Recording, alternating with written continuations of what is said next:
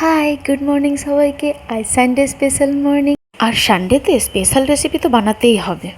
এবার আমি তাড়াতাড়ি চান টান করে টোটাল ফ্রেশ হয়ে গেলাম। এবার ভাবছি কি বানানো যায় ব্রেকফাস্টে। আজকে স্পেশাল ব্রেকফাস্টে আমি বানাচ্ছি এগ মাখানা তাড়কা। তাহলে যাওয়া যাক কিচেনের দিকে। এখানে এগ মাখানা তাড়কা বানানোর জন্য আমি নিয়ে নিয়েছি 1 প্লেট মাখানা, সর্ষের তেল আর তাড়কা ডালটা আমি আগে সেদ্ধ করে রেখে নিয়েছি।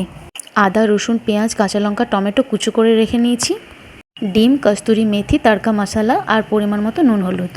এবার এই মাখানাগুলো আমি কড়াই গরম করে শুকনো খোলায় ভেজে নেব মাখানাগুলো। এবার মাখানাগুলো ভেজে রেখে এগুলো আমি হালকা লাল লাল করে ভাজবো। তারপর আমি একটা প্লেটে তুলে রাখবো। এটা কোনো তেলে ভাজবো না, আমি শুকনো খোলায় কড়াই গরম করে ভেজে নিয়েছি। এবার আমার লাল লাল করে ভাজা হয়ে গেছে, এটা একটা প্লেট আমি তুলে নিলাম। এবার গরম কড়াইয়ে সর্ষের তেল দিয়ে পরিমাণ মতো আমি এক এক করে পেঁয়াজ কুচোনো, আদা কুচোনো, রসুন কুচোনো, টমেটো কুচোনো এগুলো আমি লাল লাল করে হালকাভাবে আগেই ভেজে নেব। একেবারে সব কিছু ভেজে নিলে হবে না, ওপর থেকে হালকাভাবে স্টেপ বাই স্টেপ করে ভেজে নিতে হবে।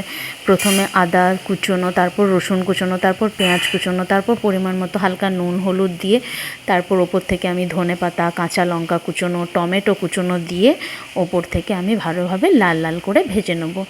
আমার লাল লাল করে ভাজা হয়ে গেছে। এবার আমি ওপর থেকে যে তাড়কা ডালটা সেদ্ধ করে রেখেছিলাম সেই তাড়কা ডালটা আমি দিয়ে নাড়াচাড়া করে নেব।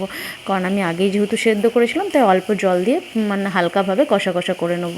তারপর ওপর থেকে আমি কস্তুরি মেথি দেবো, তাড়কা মশলা দেবো, নিয়ে ভালোভাবে আমি হালকা হালকা পরিমাণ মতো জল দিয়ে নাড়াচাড়া করে নেবো, যাতে মশলার গন্ধ না আসে, তাড়কা ডালটা বেশ ভালোভাবে বসা বসা হয়। আমি তাড়কা মশলা দিয়ে দেবো পরিমাণ মতো, আর একটু ওপর থেকে গরম মশলা আর পরিমাণ মতো নুন হলুদ তো দিতেই হবে। এবার আমার তাড়কা ডালটা বসা বসা হয়ে গেছে। এবার মাখানাগুলো আমি ওপর থেকে দিয়ে দেবো। তারপর পরিমাণ মতো অল্প জল দিয়ে ঢাকা দিয়ে দেবো।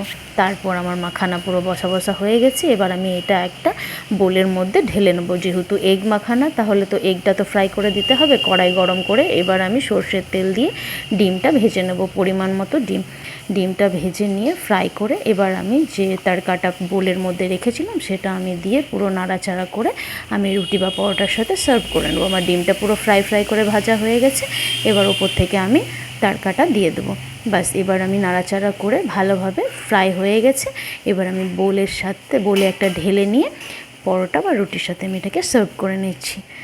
আমার এগ মাখানা তাড়কা টোটাল রেডি। আমার এগ মাখানা তাড়কাটা কেমন হয়েছে সবাই জানিও।